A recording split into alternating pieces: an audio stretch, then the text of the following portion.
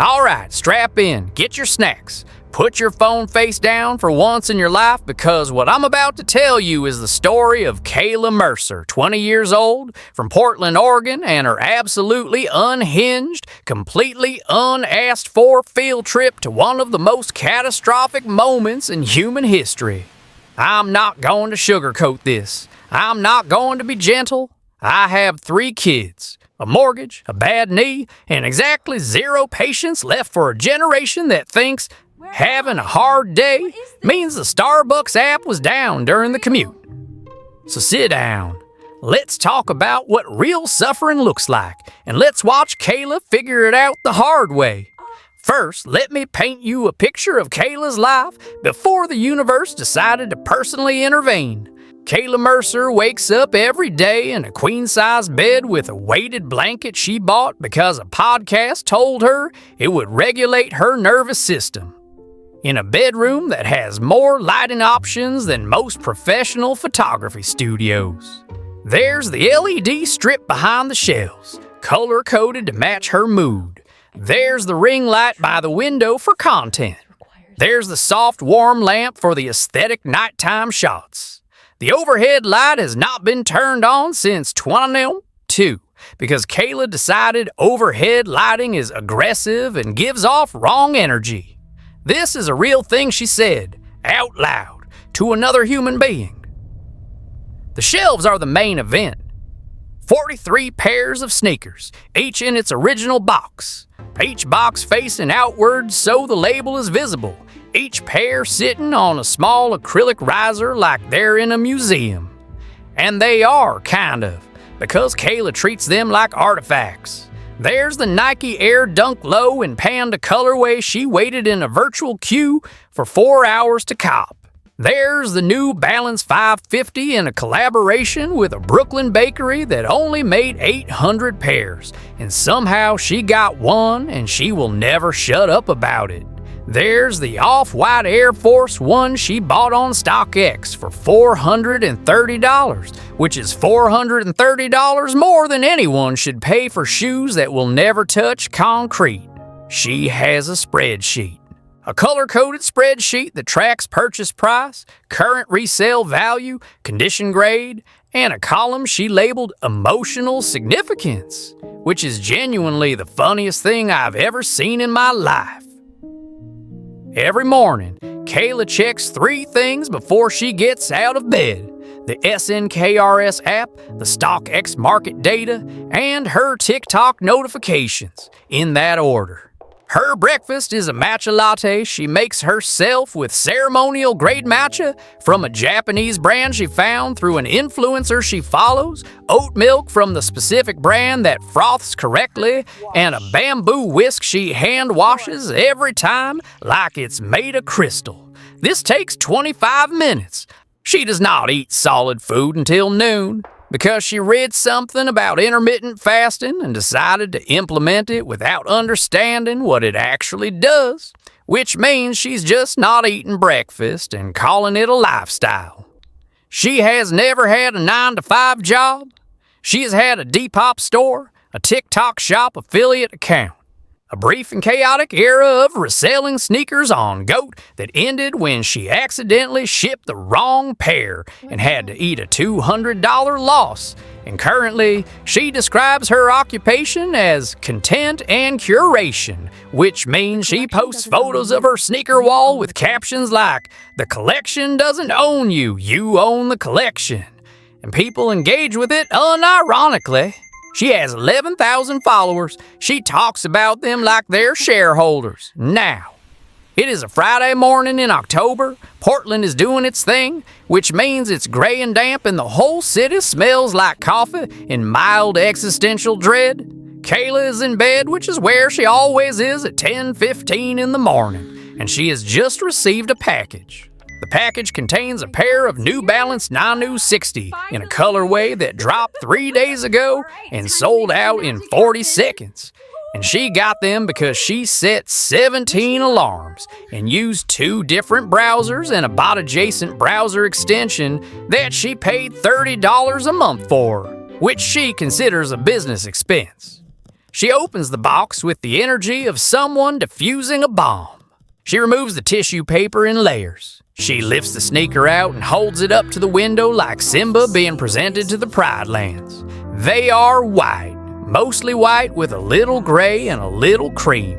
They are shoes. They are beautiful and they are shoes, and Kayla is looking at them like they cured a disease. She sets up the flat lay on her bed, adjusts the LED strip to a warmer tone, opens her phone camera, switches to the wide lens, decides she wants a vintage filter, opens an app, scrolls through the filters, decides she wants something that feels found footage but make it fashion. Scrolls more. That's when the notification comes through. It's not from SNKRs. It's not from StockX or GOAT or Depop or any app she recognizes.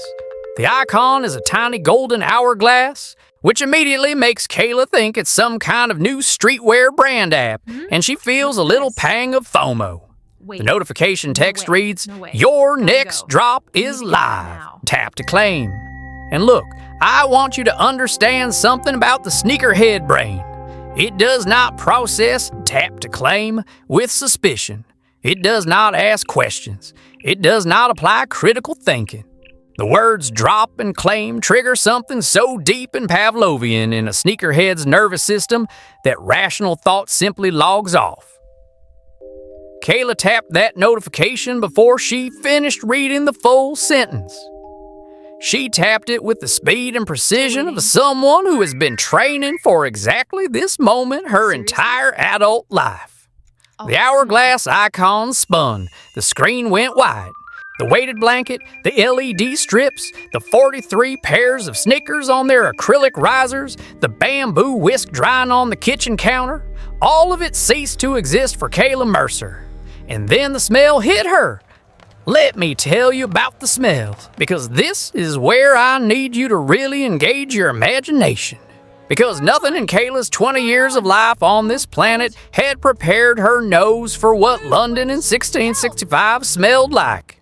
You know how sometimes you forget about something in the back of your fridge for like 3 weeks, and then you open it and it hits you and you recoil? Take that smell, multiply it by 10,000. Add human waste because there is no sewage system, and the waste goes directly into the street, directly into the gutters, directly into the Thames, which is less a river and more a slowly moving catastrophe at this point. Add animal waste because there are horses and pigs and chickens and dogs everywhere, all of them contributing to the general situation on the cobblestones. Add the smell of tallow candles burning, which is rendered animal fat, in case you wanted to know what you're breathing. Add wood smoke from 1,000 chimneys. Add rotting food from market stalls. Add unwashed human bodies, which is not a small detail, because the prevailing medical wisdom of 1665 includes the sincere belief that bathing opens your pores to disease. So the solution to the bubonic plague that is currently murdering your neighbors is to bathe less. Add over all of this the specific sweet rotten smell that people who study this period describe in historical documents as the stench of the plague, which is the smell of bodies, of infection, of death working in public without any of the discretion we've since developed around it. Kayla landed on her hands and knees on a cobblestone street in Aldgate, which is in the East End of London, and the cobblestones were not clean, and her New Balance 960s hit the ground and immediately absorbed something brown and unidentifiable. And I want you to understand that this is the moment Kayla Mercer's entire personality began to break down in real time. She looked at her shoes. She looked at the substance on her shoes. She made a sound that I can only describe as the vocal equivalent of a system crash, which is a long, sustained, high-pitched noise that is not quite a scream and not quite a word and is entirely the sound of a person whose entire value system has just been violated. She stood up. She looked around. The street was narrow. The buildings on either side were tall and leaned toward each other overhead like they were gossiping. The upper floors jutting out over the street and blocking most of the gray October sky. The buildings were timber-framed, which is to say, they were built in the way that will later prove catastrophically flammable during the Great Fire. But Kayla doesn't know that yet, and we're not going to spoil it for her. The street was packed with people, but not in the way Portland streets are packed with people. There were no North Face jackets. There were no oat milk lattes. There were no AirPods. There were people in rough wool and linen and clothes that were the color of dirt because they had been washed in whatever passed for soap, in whatever passed for water, which was not great on either count. There were children running barefoot on cobblestones covered in the aforementioned mixture.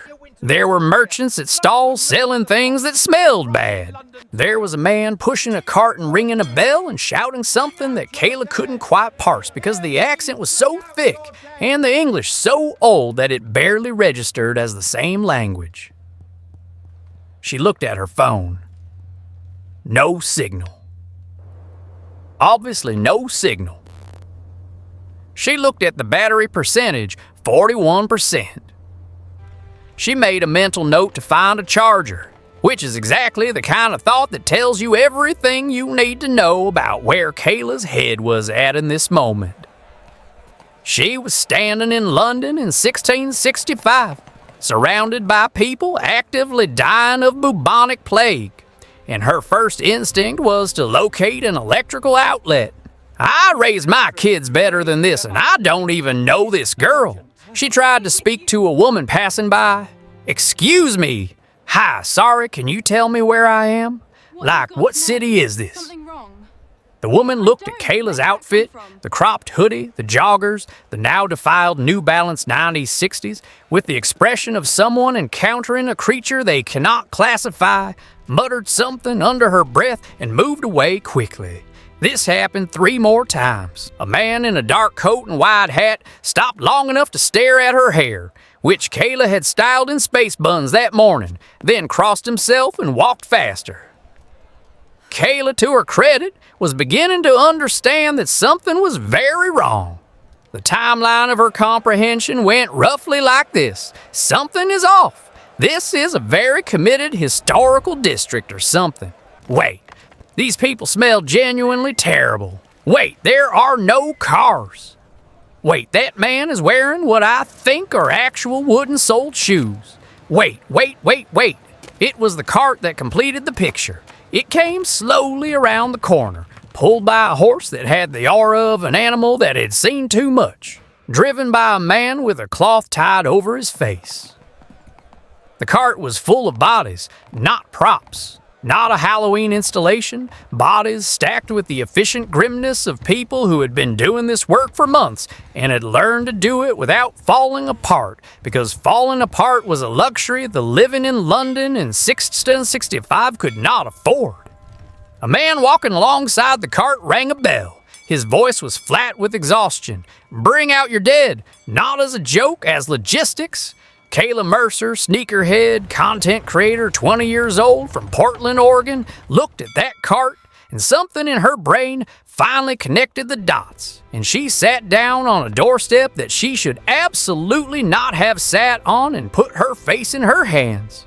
The doorstep, incidentally, had a large red cross painted on it, along with the words, "Lord, have mercy upon us," which was the official marking indicating that a household had plague inside and was under quarantine, which meant Kayla had just sat down on the most dangerous doorstep on the street, which she did not know because she had not taken European history seriously in high school, which her teacher tried to warn her about, and look where we are now, Kayla.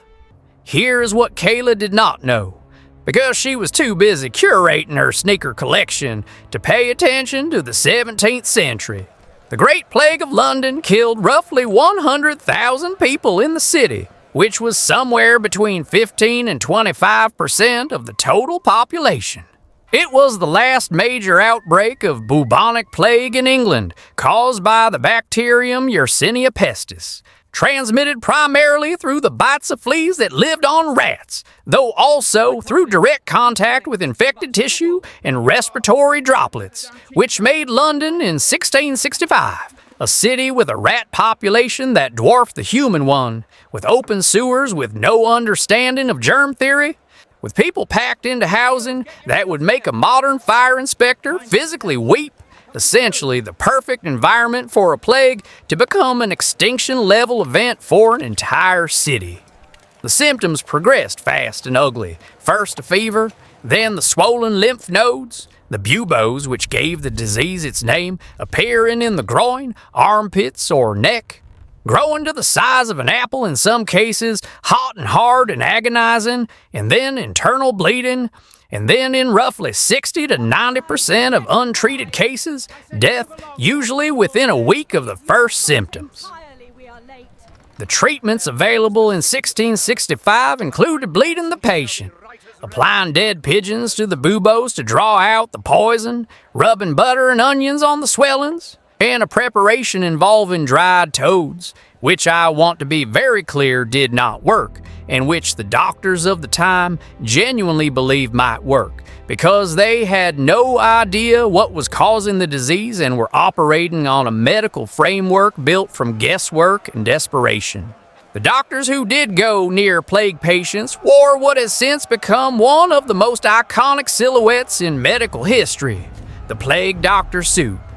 A long waxed coat, leather gloves, a wide-brimmed hat, and the mask, the beak mask, filled with herbs and aromatic materials like lavender and camphor and straw, based on the theory that the plague was caused by bad air, miasma, and that if you could filter the air through pleasant smells, you could protect yourself. This theory was incorrect. The herbs did not filter bacteria, but they did make the plague doctors look like something from a nightmare, which Kayla discovered firsthand when one turned the corner and walked directly toward her. She screamed. Actually screamed the full body kind, standing up so fast she knocked her elbow on the door frame. The plague doctor stopped, tilted his head, the beak pointed at her like an accusation. His eyes behind the small glass windows in the mask were just eyes, just tired human eyes, but framed by that silhouette, they looked like something that had crawled out of a place that didn't have a name. He said something in 17th century English that Kayla interpreted as either a greeting or a threat and backed away slowly in the way you back away from something that you have decided is not your problem right now. She needed to find shelter. She needed to find food. She needed desperately to find something to drink that wasn't the water here. Because what passed for water in London in 1665 was largely Thames water, which was largely the city's own waste recycled through a pipe system that would have made a plumber cry, and the wealthier residents drank ale instead of water, not because they were partying, but because the fermentation process killed enough of the microorganisms to make it safer than the alternative. All for breakfast.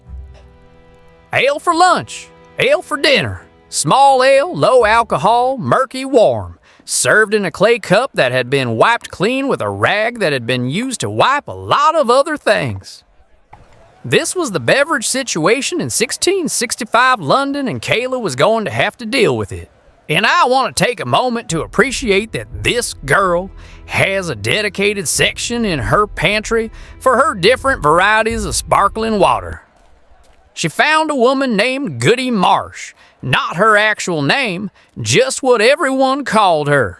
An honorific that basically meant neighborhood woman of a certain age who has seen everything and is done with nonsense, who took one long look at Kayla standing in the street, looking like she'd been dropped there by God as a practical joke, and made a sound of irritated resignation that crosses all language barriers and all centuries. The universal sound of a woman deciding to deal with someone else's problem because no one else is going to.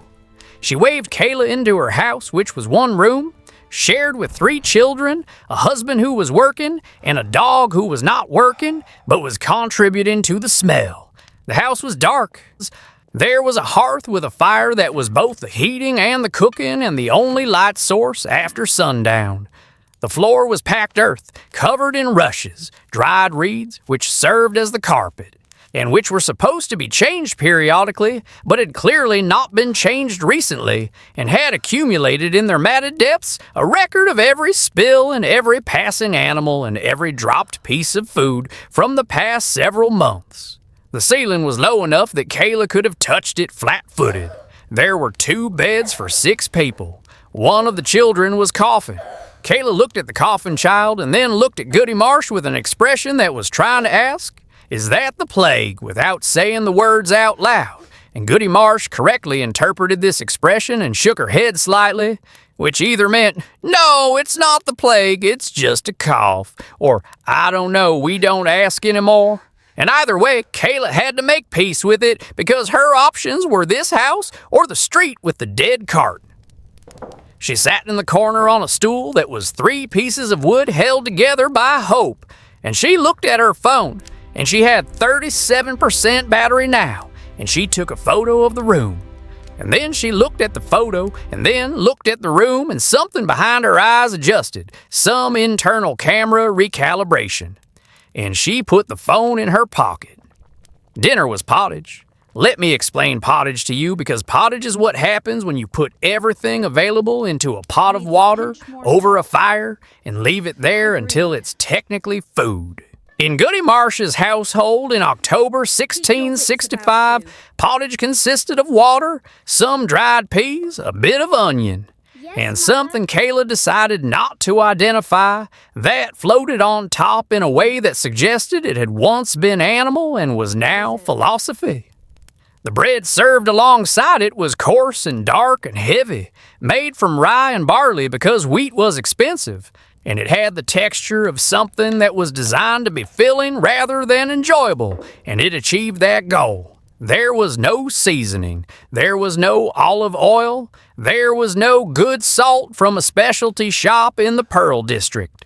There was the pottage, and there was the bread, and there was a cup of small ale, and that was the meal, and Goody Marsh's children ate it with the focused energy of people who were hungry enough to not have opinions.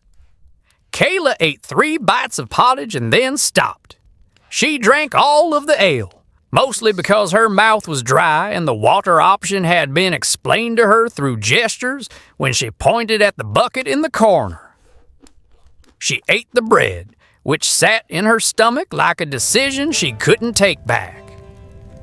She said thank you to Goody Marsh in a small voice, and Goody Marsh made the noise of a woman who has been thanked by someone who has no idea what they're being thankful for, which is accurate, because Kayla at this point still thought she was going to find her way back by morning. She wasn't going to find her way back by morning. She was going to be here for a while, and the city was going to get worse before it got better. The next weeks were an education in everything Kayla had never been required to learn. She slept on a borrowed straw pallet that was also home to a population she discovered only after she woke up with bites, and the bites were flea bites. And the fleas were the same kind of fleas that were vectoring the plague across the city. And Kayla spent approximately 45 minutes examining every bite on her skin in the morning light with the phone camera zoomed all the way in, convinced she was developing buboes, which she was not. But this was not a pleasant 45 minutes. She woke with her hair matted from the pallet. She had no face wash. She had no moisturizer. She had no SPF. Her 11-step skincare routine had collapsed to 0 steps overnight. And the existential weight of this was doing something to her that I honestly found a little satisfying. Because here's the thing about skincare, and here's the thing about sneakers, and here's the thing about matcha lattes and weighted blankets and ceremonial grade everything. None of it is bad. I'm not here to tell you that having nice things is wrong.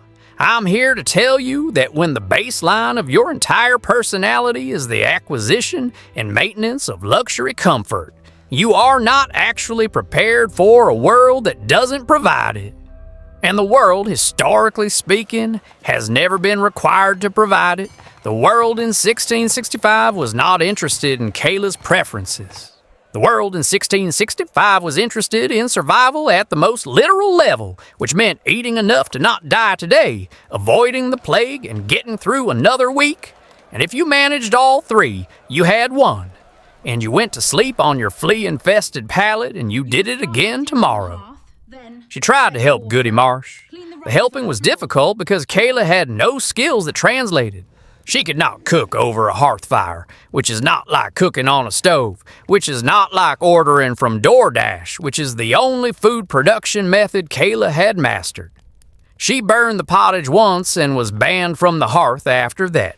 She tried to help with the laundry, which in 1665 meant taking the clothes to a water source, beating them against a surface, rubbing them with a lye soap that was made from rendered fat and wood ash and had a pH that was not gentle on the hands, and wringing them out and laying them on bushes or lines to dry, which in October in London meant they were going to be damp until spring. Kayla did this for 1 hour and then sat down on the ground and looked at her hands, which were red and raw from the soap and the cold water, and said, "My hands literally look like a different person's hands right now," with the bewildered tone of someone who has just discovered that the human body is not decorative. The city around her was in a particular kind of grief. The wealthy had already left. They had fled to the countryside at the first signs of the outbreak, taking their money and their assets and leaving behind their servants, because this is what wealthy people have always done and will always do across every century and every crisis. And the abandonment of London by its upper class left the poorest neighborhoods to manage the epidemic with the resources of the poorest neighborhoods, which were not many. The bills of mortality were published weekly. These were the official death counts compiled by parish, recording cause of death in the city. And in the worst weeks of 1665, they recorded over 7,000 dead in a single week, and the number listed under plague kept climbing, 2,000, 3,000, 4,000 in a week.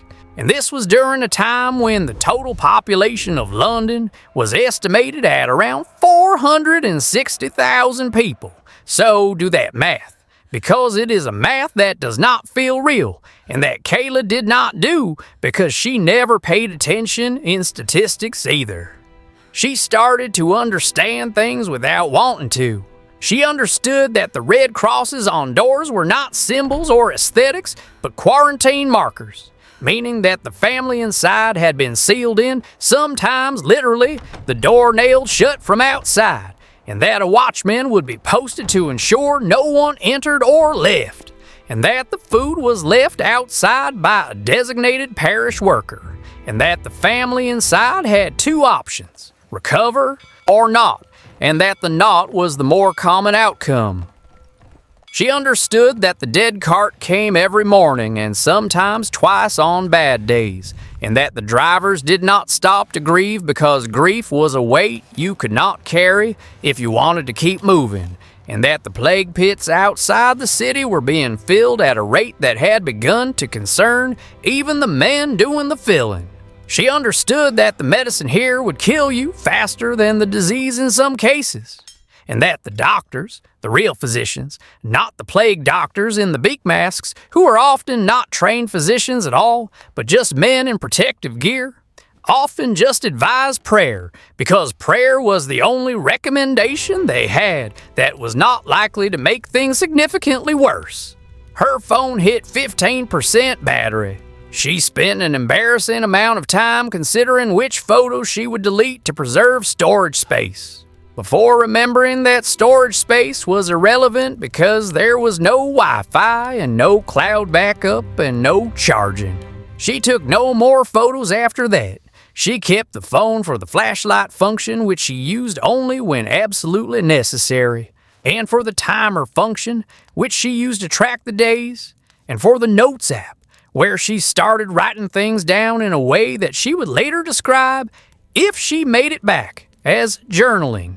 but which was really more like a record of everything she was learning that she did not want to learn. Day 9.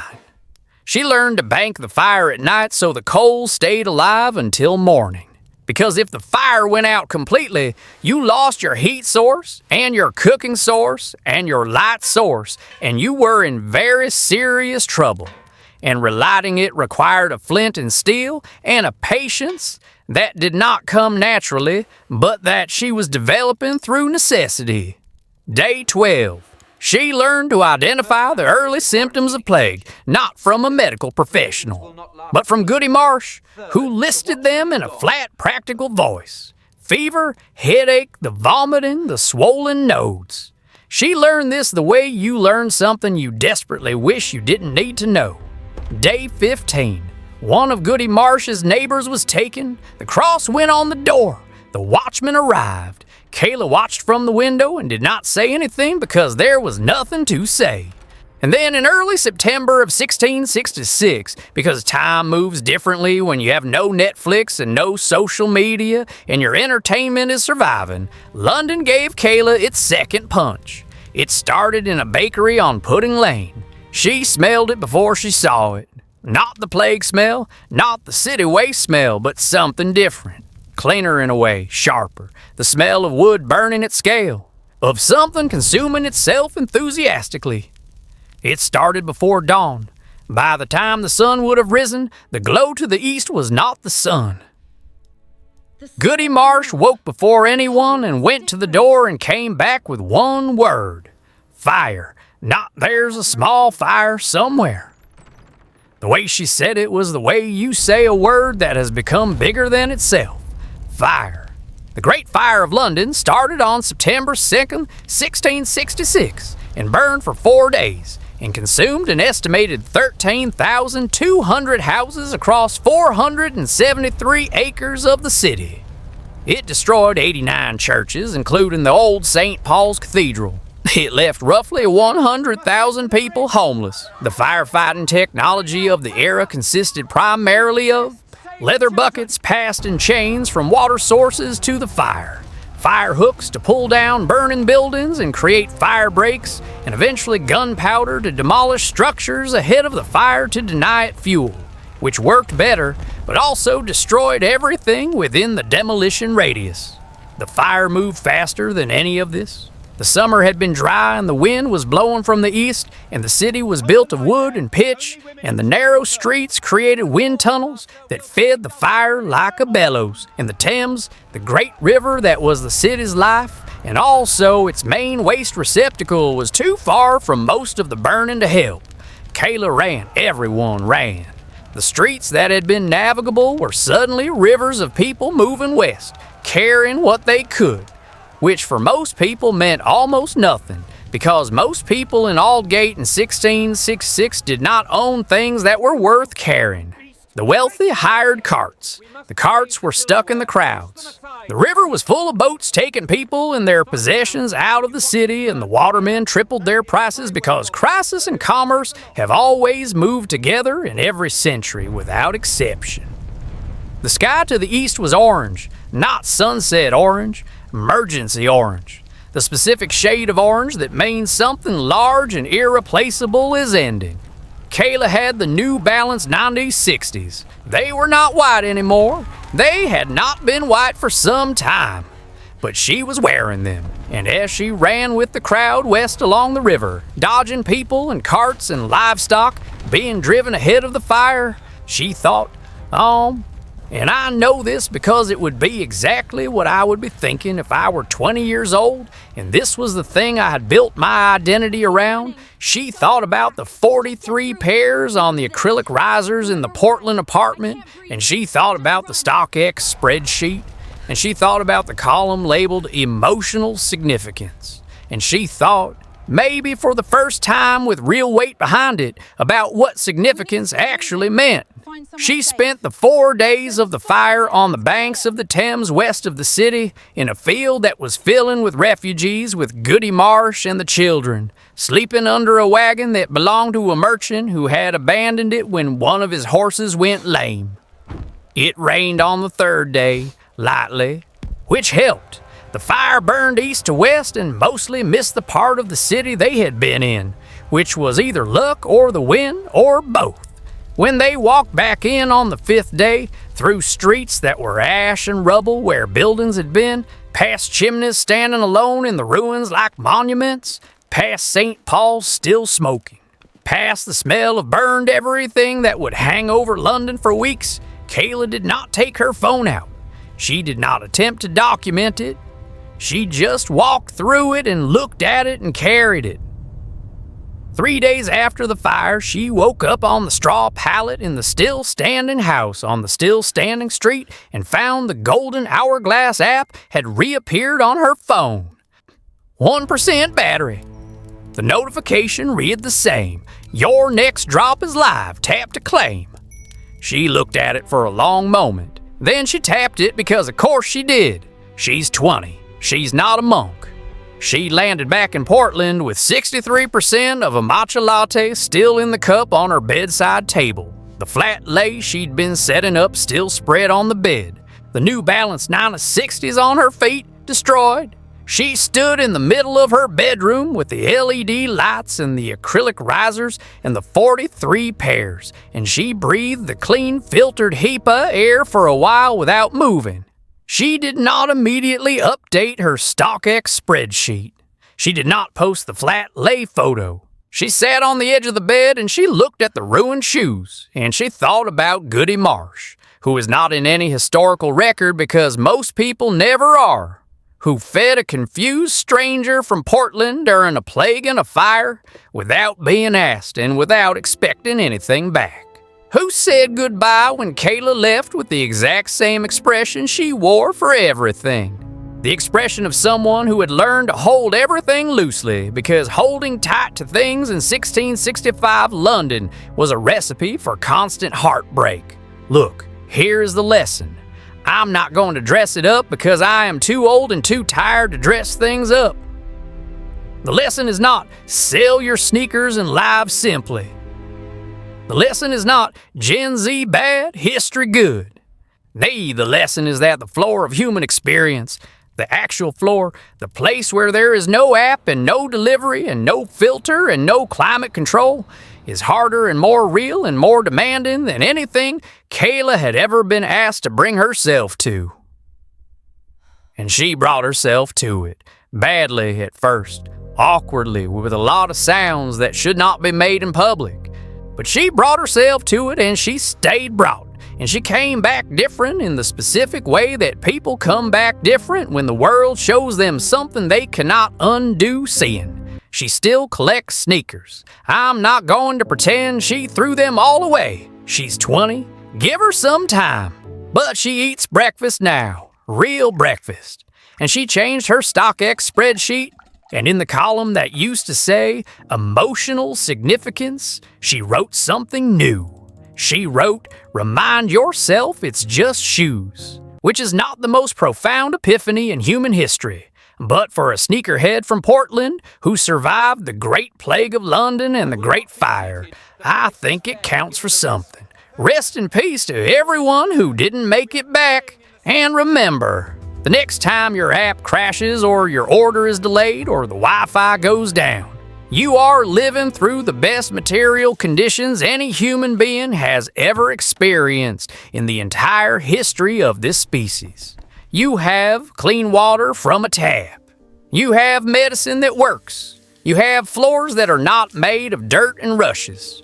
You have shoes that are just shoes and you can wear them and nothing's going to stop you, and that is extraordinary.